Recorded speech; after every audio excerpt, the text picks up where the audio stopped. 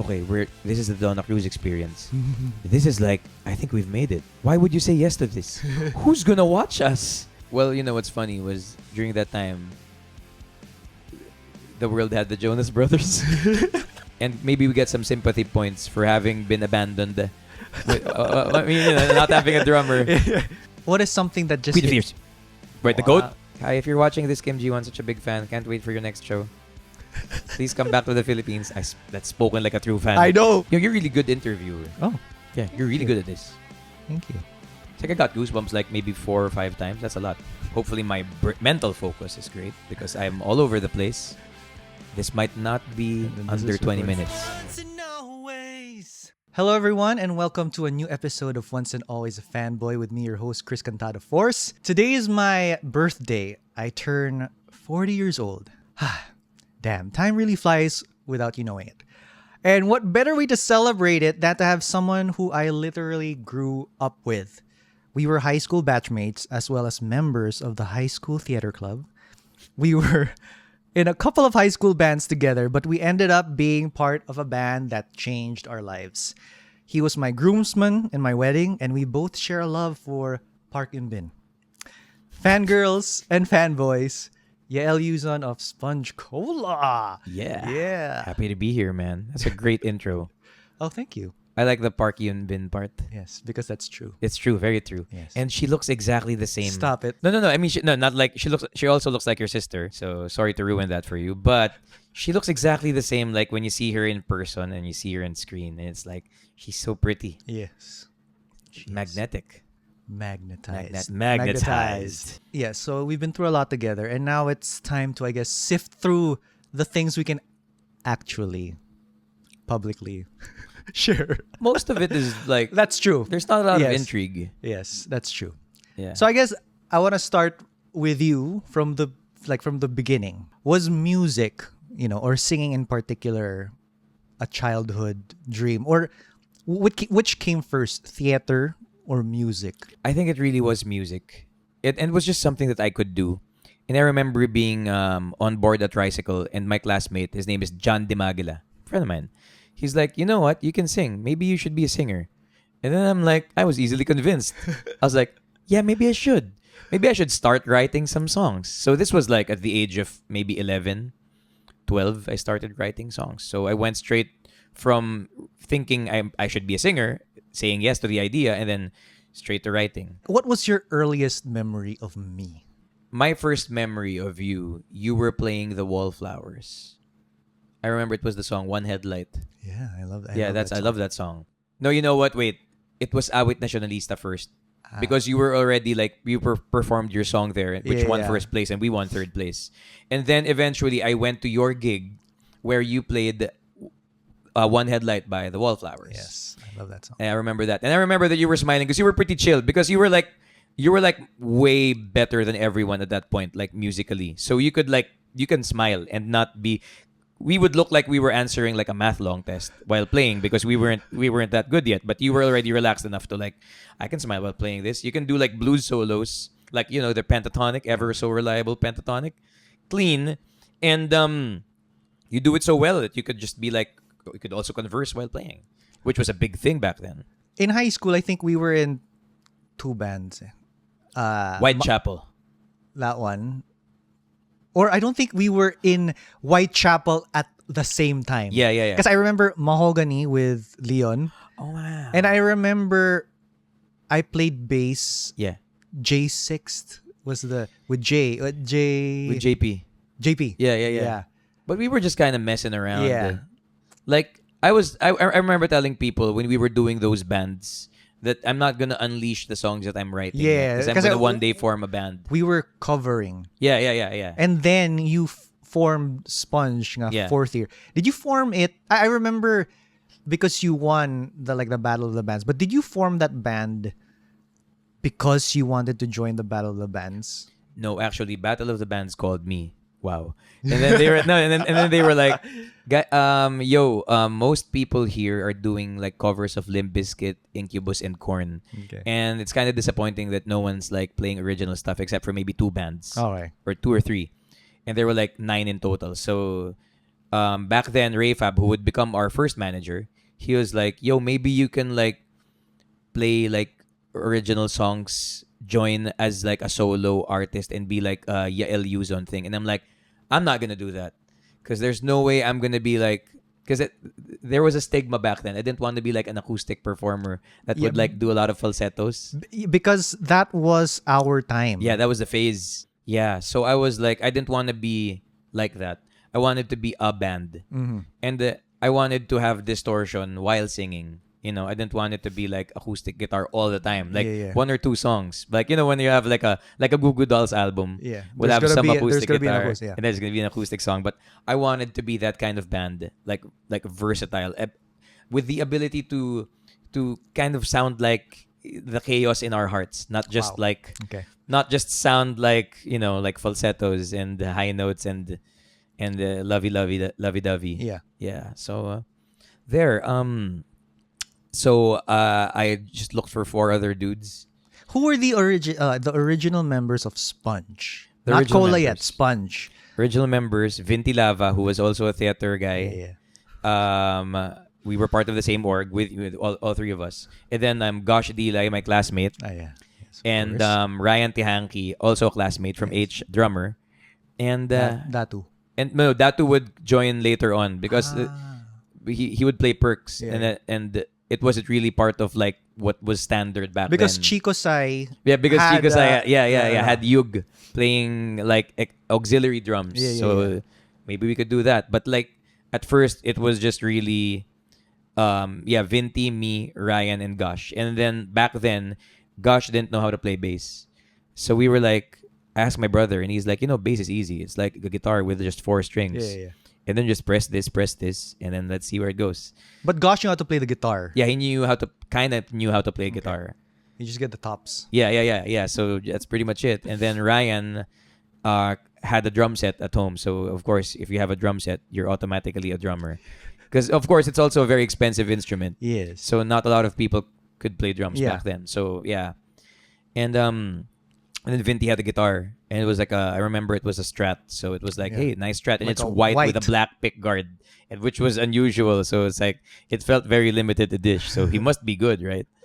So, yeah. And then, like, you came in. I came in After Battle of the Bands. Summer Yeah, summer. after graduating. The best summer. That's the summer with no Yeah. responsibilities. Yes. It's like when you're done with high school and you're waiting for college to start. It's like there's really like some people take a gap year. That was like the gap summer, I guess. It was like just watching movies, writing songs for us. Yeah. Because you would eventually join, and then I think it really got serious. Because wow, we sound like we were sounding pretty okay, like with our fundamentals. Like we would be like, I remember I joined to be like an extra guitar or whatever, not drums. at first, yeah. And then we were in Future Star, Yeah. and we were all there except Ryan. Yeah, and yeah, I was because- like, para hindi sayang yung that hour we're paying. Yeah. I just play the drums first. Yeah. And then it just clicked. Because It just clicked. And he lived in the south, so it was really far. Ah. Every time he would it would be like an adventure. Every time he would have to travel all the way from the south to the north. You were kind of southern, but not so southern. Yeah. For us northern folk, you were southern because you were in Makati.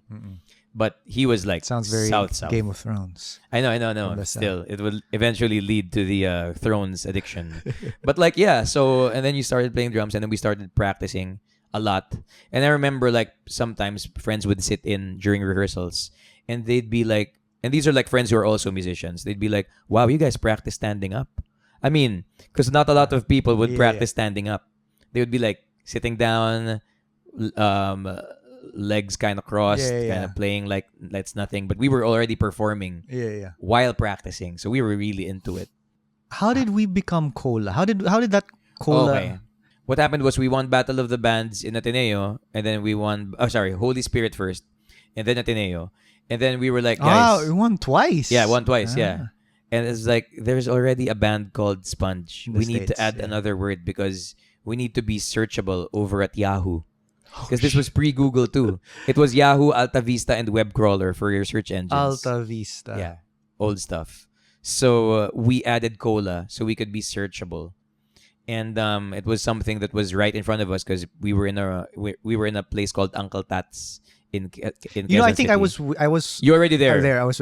Yeah, but you were just hanging out, I or think I was already like semi yeah, yeah, in.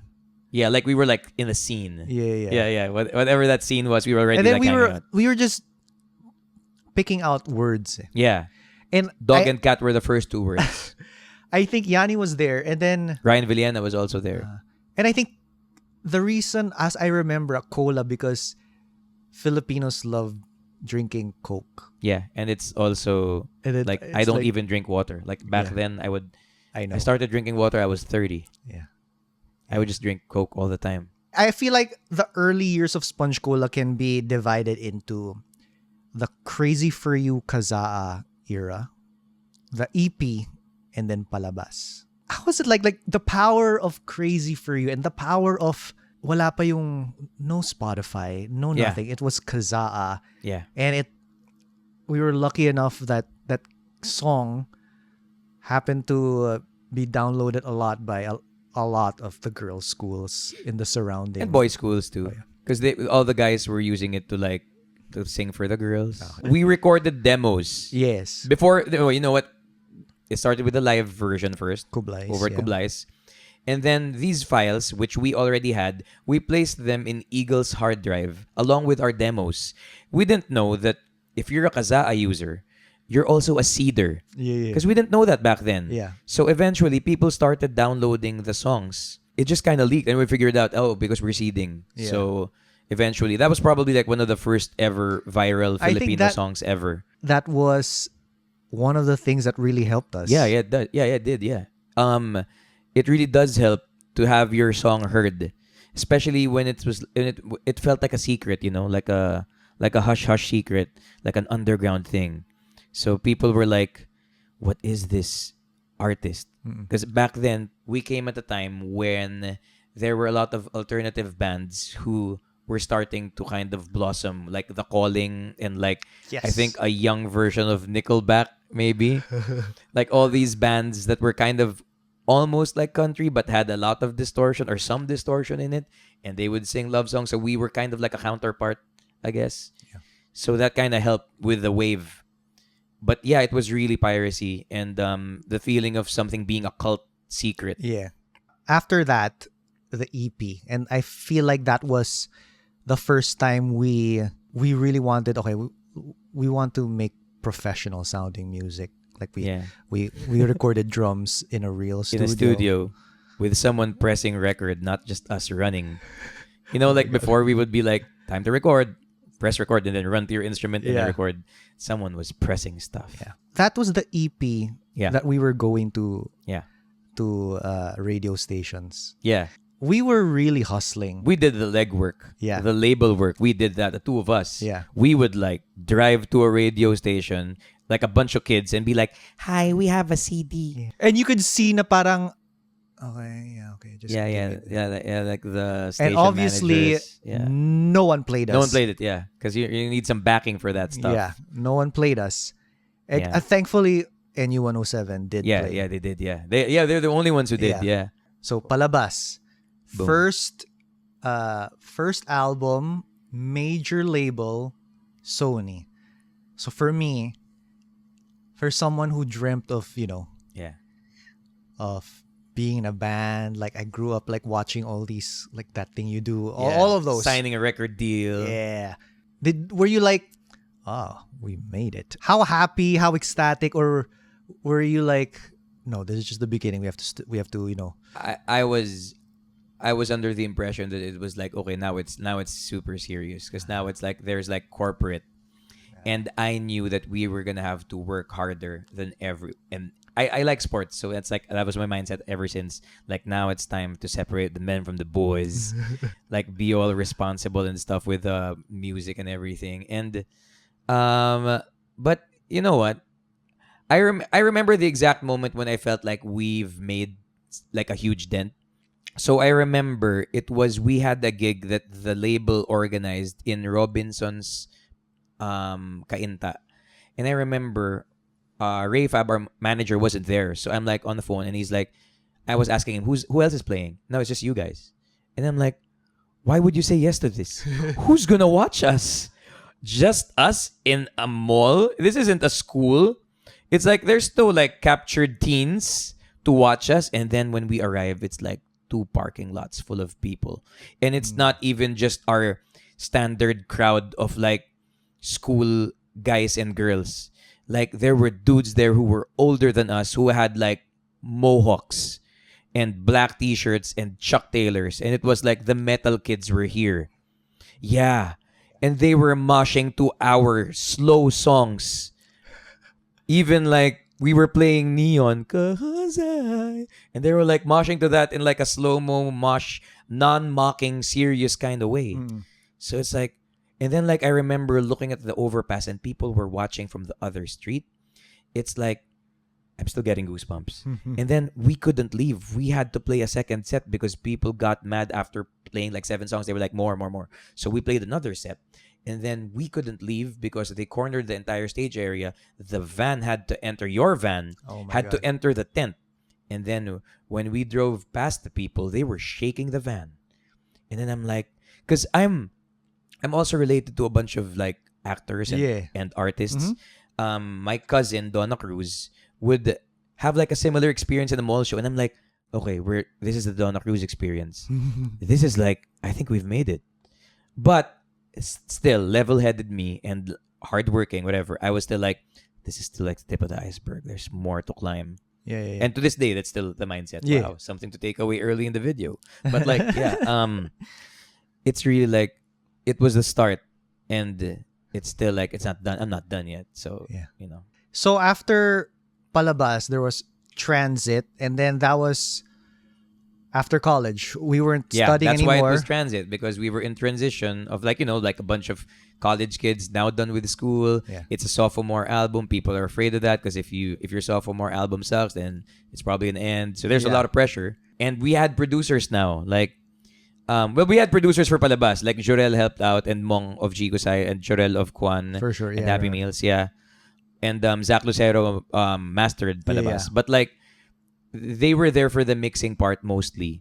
This for transit, we had the producer Pat Tirano was already there from the start of the song, the song sound. He was there even for like the meetings where we would be like doing pre-prod. We didn't even know what that meant back then, but you have to talk about direction, where you want to go, what you want to sound like. So and then Yanni was there, but my brother Yanni, he already knew. He had this vision of who we were as a band. Like, it had to always sound like 4 guys with 2 guitars chugging while the vocals were, I guess, soaring and delicate, but also kind of full of testosterone. So that's still the calling if you think about it. But that was the idea. When it comes to the business side and the marketing and performing, for me personally, since we didn't have school, we didn't have that excuse, we have class the next morning. Literally, it's go. I think that's what but it's weird, growing up, you want that life, the rock, it's a rock star, that movie. That thing you do. And syempre, I always watch all these Beatles or Beach Boys documentaries, and the performing and touring, that was the dream. Pero parang midway through transit, I was like, wow, this is pretty hard. I guess because, well, in college, I did everything, like drinking, smoking. But after college, kasi that wasn't my, I stopped na. So halfway through the going to different areas of the Philippines, 3 gigs a night, parang it started to get like slightly lonely. Especially like when we go to like the Boracay or yung mga out of town. Because we would be like partying. Because after the gig, I was the only one going back to the hotel. To the hotel, everyone would be out. I mean, syempre, you gotta mingle with the organizers and stuff. But for me, I wasn't like into that. Yeah. So parang that shifted my thinking in a way Yeah. na I wasn't ready for the music business. I'd love to make music. Yeah. Parang shroud in itself. And The writing and the performance, that was like that you were into that. yeah, Like, yeah. pero the business part, which it has to be Yeah. part of it also. Yeah. Parang that was what fatigued me Yeah, in a yeah, yeah. sense. Makes sense. That's why I told Rames while we were recording third, Yeah. like after I record this, I'll probably Yeah. leave. What was that like when it was just the three of you? Were you thinking, are we gonna look for a drummer or kaya natin tong tatlo? Well, you know what's funny was during that time, the world had the Jonas Brothers, and they were like a three-piece. You know what I mean? Like, well, when they would play live, they would have session musicians too, but they were essentially a three-piece. So at that point, we were just like, okay, we're gonna look for a new drummer, but like for now, let's just continue with three because the Jonas Brothers are doing that anyway. So the promo posters, pictures, it was all. Yeah. I remember. I think we asked. You asked if you had to be in a photo shoot, but since you were on your way out, it would just remind people of your absence. So we were just like, okay, maybe we'll just do the pictures, and maybe we get some sympathy points for having been abandoned. I mean, not having a drummer. But you know what? During that time, it kind of also brought like the three of us closer. Like Gosh, Armo, and I, we came closer because we had to. And then like we met Wendell and Ted Mark. They were the main sessionists, but also a bunch of other people like Jerome played drums. A lot of other people also played drums. Before, I guess before your departure, we were a band that would play songs, and that was it. It wasn't like a performance. We would play the songs, and that was the performance. When Wendell came in, it became like the set was like an entire piece. It was like watching a play. So it became one giant chunk, and Wendell would change the songs in the middle without telling us. So we would always be on our toes. At first, I wasn't okay with that because it's like, please play it the way it's written because I was like being like stern, whatever. Yeah. But then I realized you're supposed to have fun with it on stage, and then people will appreciate that because if you're having fun on stage, people will. It's infectious. It's like, okay, they're having fun. I like this. But if you look like you're out there like hoping that the drums will go back to normal at one point, it's just not a good look and it's not a good vibe. So eventually I learned so much from Wendell. And then Ted Mark has like the best metronome ever in the history of music. It's like he's a drum machine. And he keeps it simple. And to this day, like I edit all of the videos of Sponge Gold after every performance. I edit, I post. I don't even have to move files because his metronome is so good. What was the main reason that Ted just fit in perfectly? Officially, Yeah. Ted Sponge Cola ka na. Si Ted Mark also kind of brought in something that before, if you think we were like mingling back then when we weren't really mingling. It was just like us drinking and hanging out like a bunch of kids. Ted Mark kind of taught us how to like hang out with other bands too. Yeah. And because he's like a friendly guy. He's a charmer. Yeah, he's charmer. So I guess he charmed us too. But like, part of it was also like we started hanging out with other bands and we started like having fun off stage more. And that also led to it was just like fun to hang out. Because and you know what, end of the day, I think that the biggest factor for like when you form a band for it to last has to be like you guys have to jive like even off stage, because on stage it's just like 2 hours max of performances. But like if you don't like similarly I guess to what happened to you, like if you're not hanging out with the rest of the band, you're just basically hanging out with me more than everyone else. Yeah. It's like it's gonna start feeling a bit lonely. Yeah. So but when you're all friends, I guess that's how we're still around like years later. Mm-hmm. It's because we all kind of get along. And funny because when Ted Mark came in, it's like we really became the Ninja Turtles, because that's really the personality of the band. He's also a DJ, he's a drummer, he's a fun guy, he's Michelangelo, and I am the leader that's always intense, but also a bit of a charmer myself. I'm Leonardo, and then Gosh is like the scientist, he's Donatello, and angsty Armo is Raphael. So we were really the Ninja Turtles. We don't really have a splinter because I just don't. It's weird to be led by a rat. Yeah, but it's really what happened. I'm actually happy in a way because me and Armo, Mm. now that I wasn't in the band, Yeah. we became super close. Like, Because of like- like interests that aren't like necessarily band related. Yeah. They were like more the geek stuff. Yeah. You know, like the toys. that's how we got closer Yeah. after the band pa. So yeah, so that's basically my era of Yeah. Sponge Cola. Yeah. So 20 plus years after the band was formed. Whoa.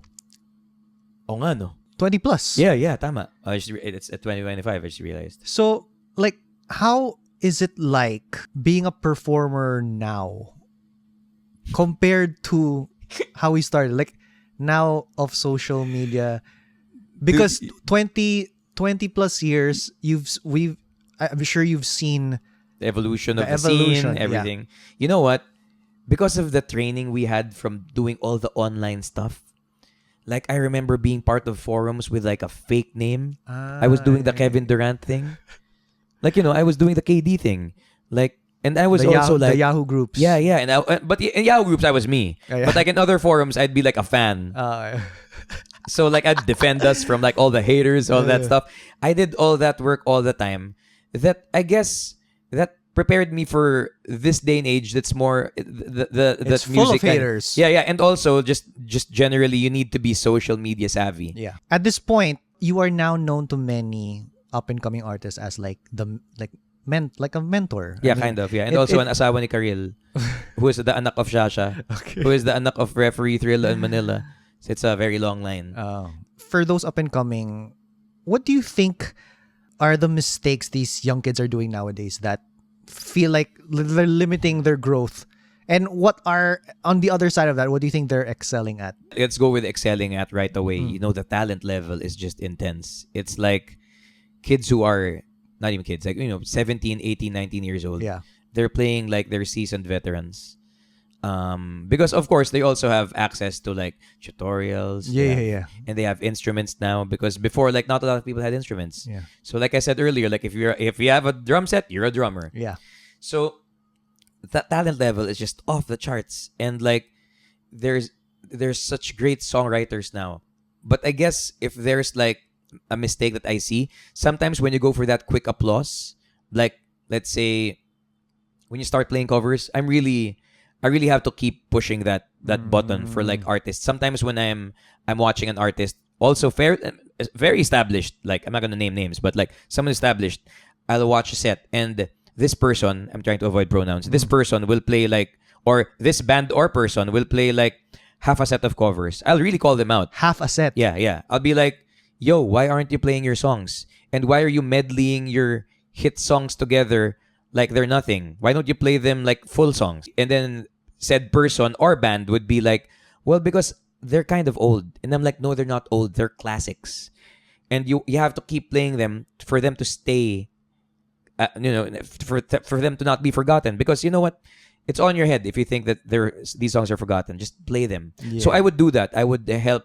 I wouldn't just be dissing in my mind, like be like, you're playing covers. No. Because I also did the covers thing. And back then I didn't understand why we shouldn't play covers. So now that I am a veteran and I am Kuya Sponge Cola, I actually really tell them, yo, concentrate on songwriting, because a lot of people can sing. And you can be replaced even if you think you're the best. There's someone is gonna eventually like come in with lots of talent.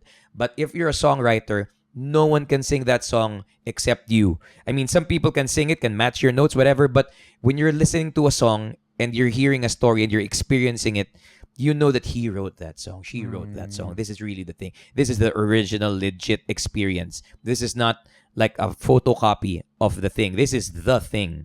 And that will last a lifetime. Because years later, Paul McCartney is still playing. You know what I mean? And maybe he can do covers now because if he feels like it, whatever. Part of staying power is having a song and not just being a voice.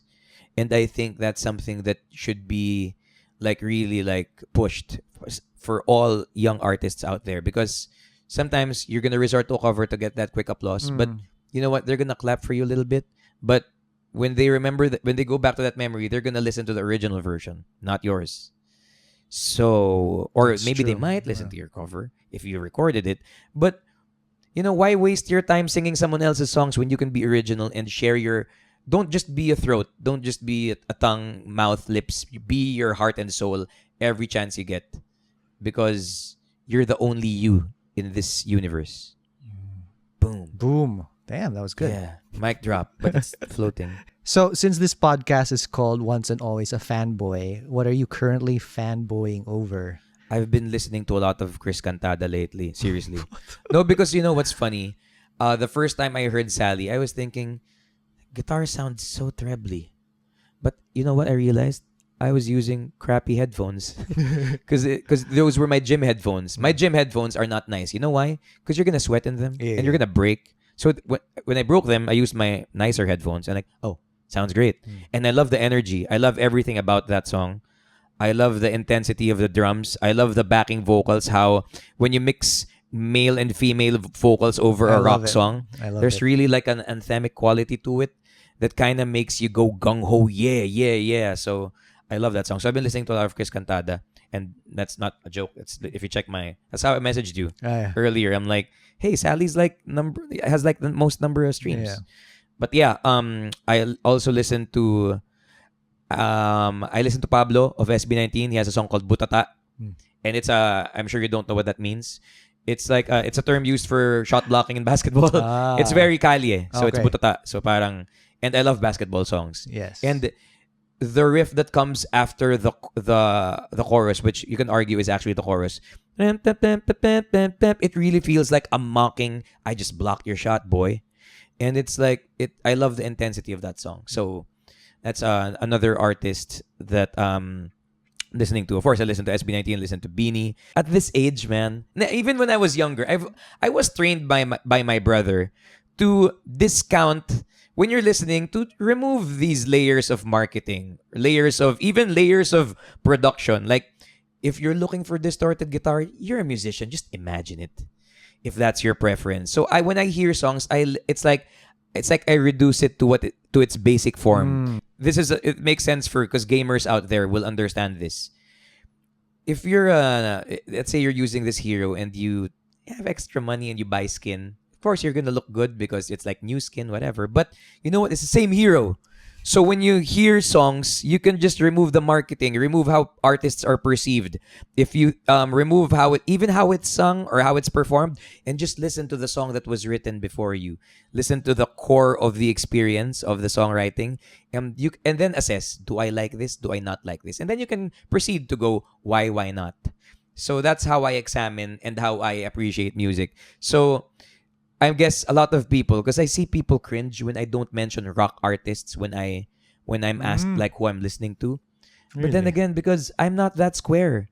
Just because I'm in a rock band, if Sponge Cola even is a rock band, I just see it as a band. I don't have to fit into that mold of like, oh, I must like distortion because I'm in a band. Oh, I must like tough music because I have tattoos. These tattoos are like a year old. They're all new. I'm new to this tattoo world.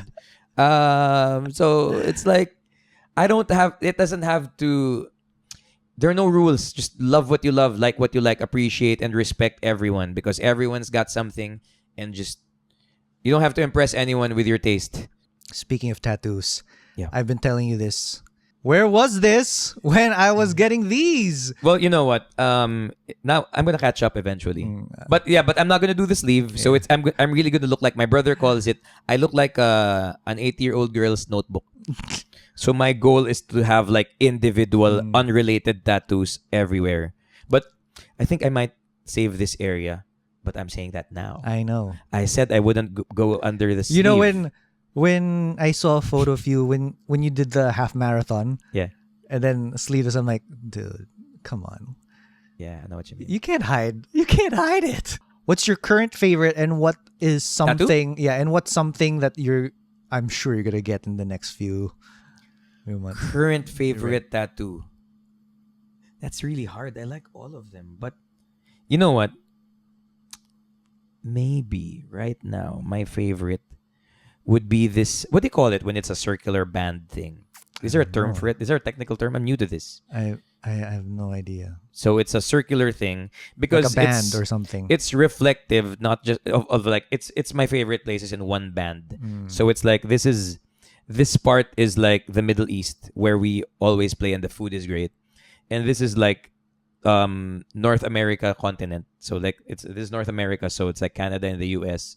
It's Vancouver, it's Alberta. So there's snow in there. And then the back is like North Asia. So it's Japan and Korea. Of course, I love K-dramas. Korea, So yeah. kamsahamnida. So yeah, so it's all in one go. And sometimes I just look at it and I'm like, nice. So that might be my favorite tattoo. But I also love my dog Finny Fin Fin. She's the girl. So this is her. But, right there. I'm not sure if you can see it, but yeah, covered by the watch. Yeah. This is like by design, so I can wear a watch and be like, I don't have tattoos. I know. So that if I'm ever in trouble in an airport, I'll be like, what tattoos? Don't judge me. So what is your next one?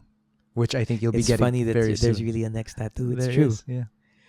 Because I did the Ho Chi Minh Marathon Yeah. a few weeks ago. So I'm thinking of adding a bowl of pho. Wow. But I might put it somewhere that I said I would never put it there. Where? Oh, that sounds funny. No, it's Yeah. not there. I'm gonna put it in my left leg. Because do you have none yet. It's gonna be my first leg tattoo. Yeah. So it's gonna be far away from my other tattoos. Oh my god. But I'm actually thinking right leg because my right leg was injured. The thing with that marathon was I ran it with one leg because I was injured. How was that? Was it hard? Yeah, it was hard. Oh. But it's me. Okay. You know my work ethic I know. in band stuff is the same for running. So I will never give up. I will always fight. So yeah, right leg will have a bowl of pho. Because it's far away. It's far away, and I ran so far and so fast. So if I get too fast, it would be fast. Oh my god. It's a horrible pronunciation. But yeah, I could have like both legs with pho. So I could have a full meal and one for a friend. We both have a knack for writing songs about our fandom. So Yeah. We both have songs in Korean, man. For people who don't know, we wrote a song about Lost Yeah. back in the day. Yeah. And then we still do that. Like I have a song about Star Wars. And then now our current obsession, you and me both, K-dramas. Yeah. Yeah. Did you write 2? Hometown and 3. Siguro nga, which is about startup. And Hometown, which is Hometown Cha-Cha-Cha. And then Tatlong Buwan, which is Queen of Tears. But there's also a Korean version of Tatlong Buwan. So there's technically 4 now. 4. There's something about K-dramas, man. They're so emotionally naked that you feel that it's so easy to extract feelings from them. Yeah, and it's yeah. like, you can really cry out. And it's like good therapy for like someone, you know what I mean? Like, just like, here's a good cry for you. Like watch Queen of Tears. And I'm like, the title, it's already there in the title. Yeah. So you are the Queen of Tears. So yeah, it's just, there's something about the way they're written. I can't say it's relatable. It's just really great storytelling with well-placed cliffhangers and just the right amount of relatability and also like aspiration. And makes you want to travel and eat good food too all the time. And you noticed how in K-dramas you learn terms. Like, I didn't take a business course, so I learned the term angel investor from startup. Because I'm a lit major. I read books, but like I didn't read like business books. I'm sure you've watched so many. What is something that just Queen of Tears. Right, the GOAT. K-drama. Yeah, like hits different. It's different. You know, April 28th was the year. Oh my. April 28th was the day Queen of Tears ended. I'm still watching, man. Wow. I've seen it maybe like 19 times. But like I've seen the entire show like episodes 1 till the end like maybe 17 times. It's always 17 for some reason. And then I would still watch episode 1 and then sometimes I'd fall asleep. And then I'd watch episode 1 again.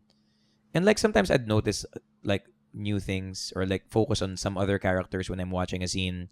Like look at background people. It's nice. And you know, I flew to Korea to film a music video.